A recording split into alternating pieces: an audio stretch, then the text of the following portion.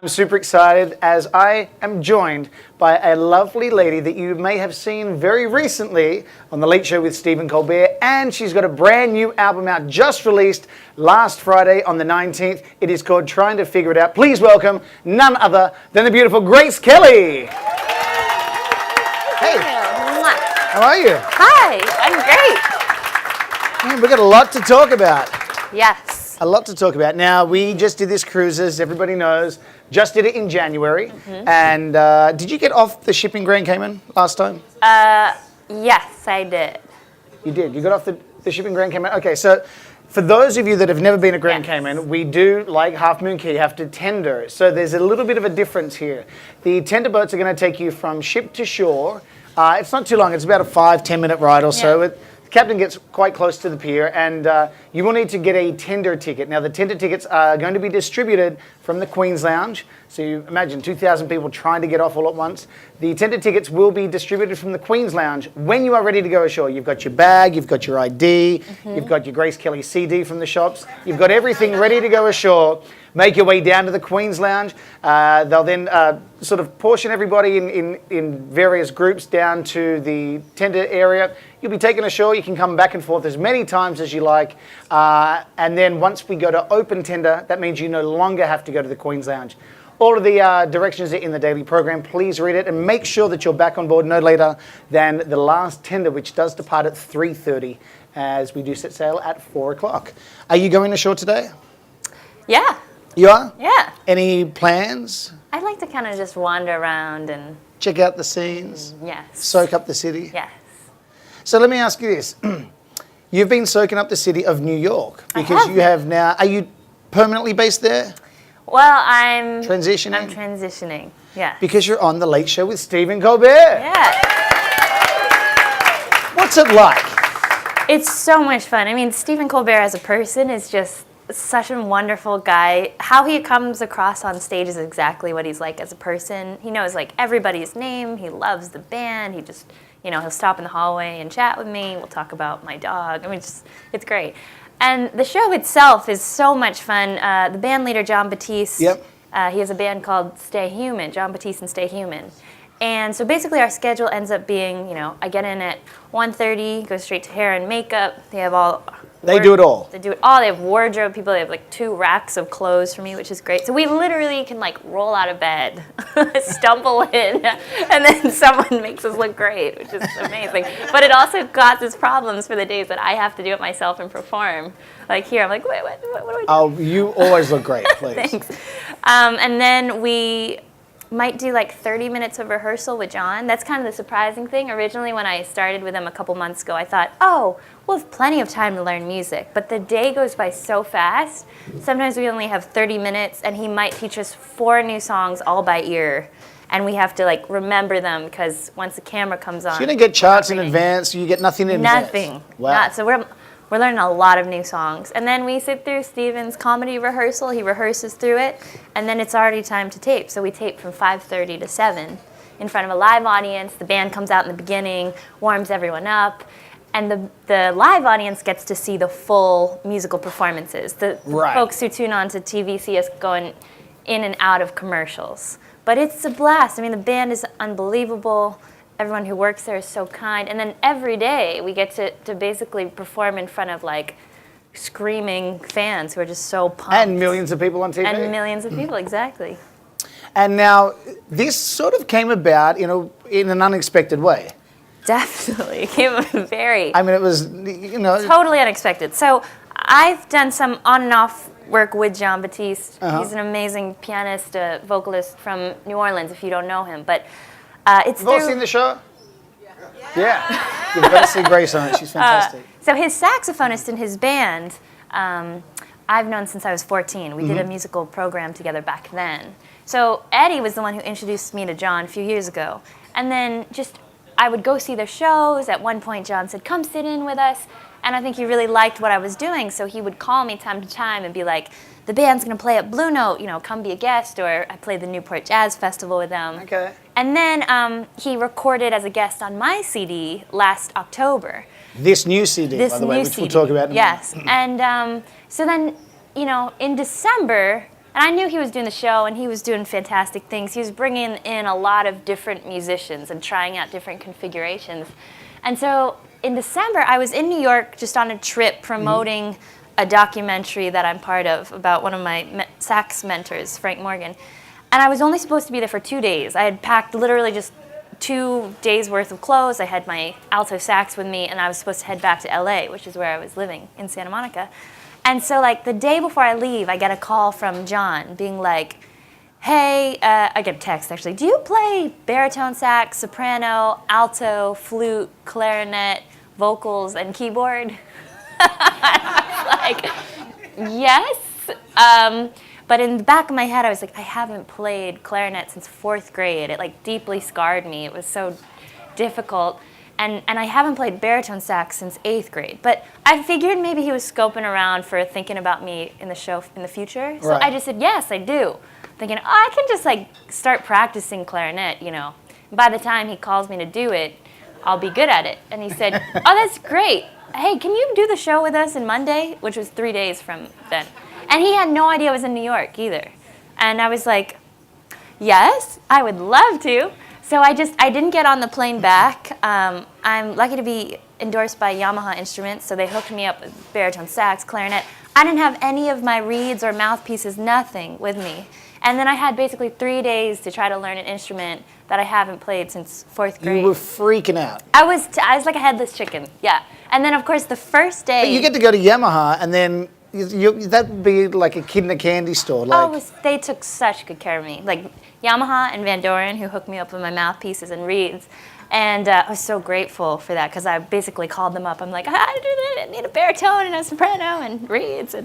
But they get all the credit too. I mean, on the TV and everything, and they see you playing. Totally. Yeah. No, it's a great situation.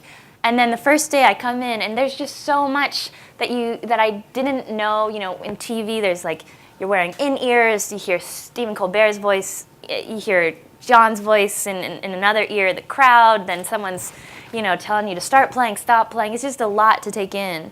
And then, of course, the very first day that I'm playing with them, John says, go ahead, take a clarinet solo. And this is airing on national TV. And then, not only that, he said, let's trade, you and me. And so he's this, like, virtuosic piano player, like, you know, right? So he's playing 8 bars, and then he looks at me, and I'm like, just trying to do like whatever I can do on national TV. So that was my first day. But obviously it was very impressive because now you're part of the band full time. Yes. Yeah. Which is great. Congratulations. Thank you. What's the rest of the cats like in the band? They're so great. I love them. You all get along? They're like my brothers. Yeah. And was it hard moving to New York? I mean, we just did the jazz cruise recently, and I have to tell you that Emmett Cohen sends his warmest regards. Yes, that's my boy. Because we hung out, we did the TV show, and he was like, we're talking about you, and he's like, yeah, now she's in New York. And so, I mean, New York's such an amazing city. It is. Especially for jazz and music. So my guess is going from Santa Monica to New York, very different cities, but completely musically, you must be in heaven there. Well, I mean, I grew dream, up right? in Boston, and I went to school at Berklee College of Music, and so I know so many musicians in New York because I used to do so much back and forth. And the reason why I originally went to the West Coast is because I didn't know like anyone out there, and there was a whole scene I wanted to check out. But it's true that New York is like nowhere else as far as jazz goes. And it's so stimulating and amazing that when I was first, you know, transitioning there, I was going out every night because, you know, somebody's playing every night. There's like mind-blowing music. And then it just caught up to me like 2 weeks later. Like I was just so tired because I was barely sleeping and working, you know, throughout the whole day. But it's very stimulating. It's exciting. There's so much great music, so many musicians. So you get in around 1:30. You're done by what? 7:30. 7:30. It's a good musician hour. Great, because then if you do, you can go out at night or whatever. You can still make shows, shows, still play shows, and not have to wake up really and early. you've got a good schedule to write some new stuff. Yes. We're going to talk about that in just a minute, but today is a very good day because, as you know, we're in port, but then when we come back, we leave a little early, which is good. We do have ping pong with Brian Culbertson and Boney James. They're serious. They're no joke. They're like, they both think they're like the Forrest Gump of ping pong. And they really but no, seriously, like they battle it out, and And when a guest wins, I think a guest won in January. I know that they did They get this very time quiet. last year. Yeah, they get really pissed off. Yeah, they get very quiet. It's awesome. They're like, how'd the ping pong game yeah, go? yeah. Oh, and you don't ask, but you do ask. Right, Like, right. Hey, so how'd that go? How's that working out? Yeah, good. Yeah. I remember I asked Brian about that afterwards, and yeah, it was a very short, quiet Yeah, answer. it's awesome. And I mean, like, they're warming up beforehand, but the guests, Oh, yeah. in the past, they bring their own paddles. Yeah, I mean, yeah. it's like really Yeah, it's no serious. joke. And now there's new tables upstairs. So if you want to be a part of it, get in early. Sign-up's around 2:30. It's up on the Lido deck as you come in from the Greenhouse Spa. So get in early. That's at 3 o'clock that happens. 3:30, you are hosting Girl Talk Yes. with Candy Dolphin and Shantae Mel. I know you just did it. You have to tell everybody what it's about because I have no clue. So basically, it's a really fun time for women on the ship to come on upstairs. Men are totally invited if you want. Just because it's called Girl Talk doesn't mean you can't come. And we're just talking. How many were up last time? Actually, a good amount. Were there? Yeah, it was a good amount of people. No. How many men were there? Oh, probably just my dad. And Chance. Chance was there too. He was there. So my dad and Chance. Wow. Okay. And, you know, I'm not going to ask any questions. We talk about anything that kind of arises, from women's issues to, you know, people asking us about our careers and you know, Health, beauty, women's movement, all that? all of that. And anything that kind of arises. It's just a really fun time to get to know each other. It's more of a personal time for people in the audience to speak, talk about their experiences, and it's less about talking about us and music, Yep. but more about just sharing. Well, we did a men's only seminar one time on the ship, but I think there was 3 people there. So Candy said why was Candy there? she was just saying that when it happened, there was a lot of grunting. Yeah. she's like- So we cancelled that, but we continue to schedule the women's only. I hear it's popular, so ladies, great. head along. You'll be there with Grace, Candy Dolphin, and Shantae Moore. In addition to that, at 4 o'clock, we've got opening act round 2. The talent on board the ship is pretty fierce. It's so fierce. Every yeah. year we get like really amazing talent. And in fact, Boney was just telling me the lady that won, was it last year? Either one of the cruises went on to release her own album in the last 12 months. So It's amazing. check out the talent on board. It's your fellow guests. Round number 2 today at 4 o'clock. 4:30 is wine tasting with our sommelier, Brian Culbertson. You know, he's got that Napa Valley. It's his 5th anniversary doing Napa Valley. Wow. I didn't know that. I didn't know he just either. told me the other day. And 5th anniversary doing Napa Valley wine tour, wine and jazz tour. He said he hits like 40 to 42 or something wineries. But we've got the sommelier on the ship. We've got Brian Culbertson. You do have to sign up in advance. And there is a maximum capacity. And I know that we're not there yet, but we're pretty close. It's you sign up at the front office. I think it's $35. You get to taste a whole bunch of wines and some bread and cheese and stuff. And Brian will be there and hang out. So it's a lot of fun. It's a Yeah. lot of fun. Today, right here, my guest is going to be David Sanborn at the Backstage Pass. Yay. So that'll be fun. And David has. The last time we sat down and had a chat, he went to a really weird and dark place and talked about, you know, his career and you know, he grew up with polio and that's how he came to play the saxophone. And he's got an amazing story and he is a phenomenal storyteller. He's just, everything about him is incredible. He's pretty He's so incredible. humble too. I mean, here we are in the sax seminar, you know, a day ago, or a couple days ago, and it was like everyone on the stage has been influenced by David Sanborn, has been listening to him, has been loving his music, and when you talk to him, he's just such a warm, generous, funny. So do you great pick his storyteller. brain at times? Are you there like just trying to like get further and further in there? Yeah, I mean, I guess with all musicians that I look up to, and many of the people on the cruise, I like to at moments that feel appropriate talk about music, bring it up to them, and then, but most of all, I kind of just like to hang with them, and because Yeah. I find that a lot of times when they're just talking, things will just come out that don't feel pressured, like in a school situation. Right. Like, well, what were you thinking when you played this solo on, Yeah. And then the best thing and the best education is actually getting to play with them. I mean, there's nothing like it. It's just So what have you learnt playing with David Sanborn? sound. It's, when David Sanborn plays and he can play one note, you're like, well, that's David Sanborn. Right. I mean, he's just such a distinctive player in his sound. Gosh, nobody it's funny, plays there- a shuffle like him. Like, he just...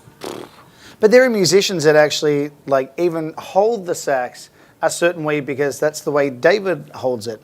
But he held that because he had polio, and that was how he had to hold the saxophone.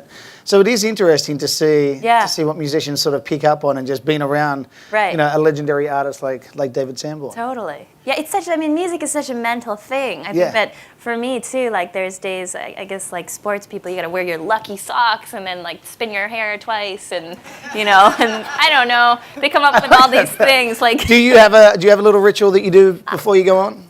I don't, because it drives me crazy to think that if I get stuck in that. But I understand, like what you were saying about players who might try to get the same position. Mm-hmm. There's been times where I'll watch a player and I'll be like, wow, when he kind of hunches and does that, and then he plays his thing, and then I'll try to emulate it by physically doing it, and it actually helps. It helps get what I was thinking out. I don't know. It's just it's an interesting thing. It's just it's a way to get it out. I like that. Right. I like that. But do you have what is your preparation before you go on stage? Well, I like to warm up on both the saxophone and on vocals. If I have some extra time, I like to just do some deep breathing and stretching and yoga and stuff like that. And does my guess is no, but does one counteract the other? In other words, if you have a sore throat and you can't sing, that would not prevent you then from performing on the sax, right? No, that's the great Which is why thing you're a about real it. double threat. Yeah, that's the great thing about it. If I couldn't even, unless my throat was like so swollen and it hurts to literally swallow, then I can still play the saxophone. So, yeah, it's a great thing. And I kind of just like to get into a frame of mind of thinking like, this is going to be a great show. And the more amped I can get and feeling like, yes, then once I go out there on stage, it tends to go that way. What is your favorite thing to do? If you had to choose between singing or playing the sax? No, it's so hard. I know. It's so hard to choose. I always try to avoid that question just because I feel like they both feed into each other in such beautiful ways. Like, when I learn a song, I always learn to sing it and I learn all the words. And whether I end up playing it, I'm still singing it in my head. And the best compliment that people have said to me is, you sound like you're singing through your saxophone. Because that's literally what I'm doing. I think it's just an extension of the voice. But then, like, when I write music, I love to be able to express with words. And I love to be able to, like, there's such a connection with the human voice because every single person has such a different voice. And it's the same with the saxophone. I mean, it's metal, right? But it's amazing that every single person sounds such a different way. But day to day it changes. Sometimes I'm doing a lot of playing, sometimes I'm doing more singing and songwriting, so it kind of depends. So when you are songwriting, do you write based on lyrics first? Do you write the music first? It depends. I mean, sometimes it literally like falls from the sky into my head and the lyrics and the melody come. I've written songs, like the title track, Trying to Figure It Out, I wrote in like an hour, and it just came. It came to me. I was in a state of mind, I was kind of in an emotional frenzy, and then the song came to me. But sometimes I just hear melodies, or I might just be playing the saxophone and be like, ooh, that's a great melody. I'll be walking down the street and I'll record it on my iPhone, and then later visit it, maybe find some words, maybe someone else will write words for it. And you find it easier to improvise and sort of riff, obviously, on the saxophone than you do vocally? Yeah, they're both, to me, like, I'm such a melody kid. Like, I will answer by saying that melody is easier for me than words. So whether it's the saxophone or singing or just melodies constantly. If I'm showering, if I'm walking, if I sometimes when I'm talking to like my parents or whatever, I don't hear what they're saying if they've been talking for a long time because like I space out and I'm just hearing music, or it's really distracting. That's all kids, by the way. It's distracting for me if there's music playing and I'm having a conversation with someone because one ear is always listening, and like, ooh, that's a nice line. I'm like, what were you saying? Sorry. I want to talk to you about your parents in a minute. And speaking of kids, last January, for the Newlywed Game that you saw last night that featured some of the artists, last January we had Richard Elliott and his wife Camilla, and his kids were sitting in the front. Oh my God. You've never seen anyone so nervous to answer questions about his wife than Richard Elliott, who, by the way, and the reason I say that is Richard and Peebo Bryson are performing tonight, 6 o'clock for those guests with blue and 9 o'clock for those guests with red. In between, trumpeter Patrick Stewart, his tribute tonight, he actually emailed me right after the January cruise and said, I want to do my show and have it as a complete tribute to Miles Davis. So that is taking place right here in the Ocean Bar at 7:30. Kings All Stars, you saw them last evening at 7:30. Tonight they're at 10:15 downstairs in the Queen's Lounge. We've got Name That Tune and Stump the Band. So what it is the Red Band, which consists of Jerry Johnson, Kahari Parker, Herman Jackson, and Nathaniel Kearney Jr. Between them, and Herman, I guess, is really the encyclopedia of songs. They claim to know pretty much every popular song. Really? That's a big claim. It is, but they're pretty phenomenal. Yeah. So then we thought, well, we'll throw Boney into the mix, and it's an opportunity for the guest to try to stump the band, give them a song that they don't know. Ooh. Now, obviously, it can't be an original, which a few people, I think, tried to swing last January, but it is a lot of fun, so come along to that. That is at 10:45. It's late night. It's our Mardi Gras evening, so we've got late night on the main stage. It's our NOLA night. We've got Wycliffe Gordon, Patches Stewart, David Sanborn, and, of course, Marcus Miller. Our Mardi Gras costume party. At 11:45, we start with DW3, and then the costume contest gets underway at 12:15 with Alonzo Bowden, and I got to tell you, January, there were some costumes. It was amazing. There were definitely Do you have a some costume? I do, and I kind of tried to ante it up because after seeing the costumes last year, it was so impressive. Yeah, I felt like I'm very like, have underdressed. these people been planning this for like 6 months? And how did they pack it? How did Some they of them pack were it? like- They're like huge. Yeah. So it's going to be a lot of fun, and there'll be lots of beads and things, and you don't have to flash anything to get the beads. That's a good news. And then, of course, midnight DJ Cool V is upstairs. Now, your dad is your manager. Yes. Is that weird? Is that My dad's been my manager since I was 12. So I recorded my first... so for 2 years? Yeah. I recorded my first CD when I was 12 years old, and at that time, it was just completely a hobby. I was never thinking music was going to be a career thing for me. And I remember, we did my first CD release concert, and at that time, it's like, my dad was talking to other musicians we knew, being like, do you know anyone who can manage her or just help with some questions we have? Both my parents have no ties to the music business or music themselves. And a well-known manager had said to him, no one's going to take your daughter on right now. She's very, very talented, but she's 12 years old. She's a developing artist. Just all of these things is going to take so much time. But if you start learning about this business, in 3 to 5 years or even less, you'll know just as much as we do. And he had a business degree, and he's he's great at thinking big picture and at details and all these things. And so we started working together back then. And to be honest, throughout all this time, we've just gotten into such a flow. And nobody works harder than my dad as a manager. Because I know I've met other managers. I've worked with other people, and we just have a thing. We know, we both have our vision of what it is that I want to do. We all share that, and we're together a lot. Do you butt heads? There's moments, sure, because whenever you spend so much time with somebody, there's certainly moments where I just want to be alone, or vice versa. But for the most part, with all the touring we do, because he also, when we go on tour, he drives the van for the band. He's our roadie. He packs everything up. He's doing merchandise. He's doing all the Give tickets, it up for Bob. The flight tickets, all that. So, but for the most part, we have a really good time. We travel and. And when you're on the road, do you call him Dad or do you call him Bob? I call him Dad when we're together. Yeah. And when you're on the stage and you're working? Yeah, I think, well, I don't know. I guess it depends what the situation is. But he's Bob sometimes because he's my manager, and then he's Dad because he's my dad. Okay. So he's Dadager. Dad. Yes. I like that. Dadager. Okay. Yeah. Now, the album just released. Yes. February 19th. Yes. How's it going? Great. I mean, the day of the release on Friday, Billboard did a great article online. They interviewed me, so it was a nice, big bang Nice from big plug. the get-go. Lots of people were tweeting about it and social mediaing it up. And so far, it's gotten some great, people have been raving about it to me, which to me, it's the best feeling to have, this project that I've been working on for so long, my baby, and then get to bring it out and have people hear it, because that's the reason why I make music, is to really share it, and then to get people's reaction and to say, I love this in this song, or, this really touched me. It's like, it's just the best. So I'm just so happy that it's out there and people can hear the songs and take it home. So let me ask this, because we do have a listening party with Grace on the afternoon of Half Moon Key, and we're going to play some of the songs. And that afternoon, I will say that the shops do close early, so if you want to get the album, get in early, because you will not have a chance to get it afterwards. Get the album early. It is fantastic. I mean, we listened to it.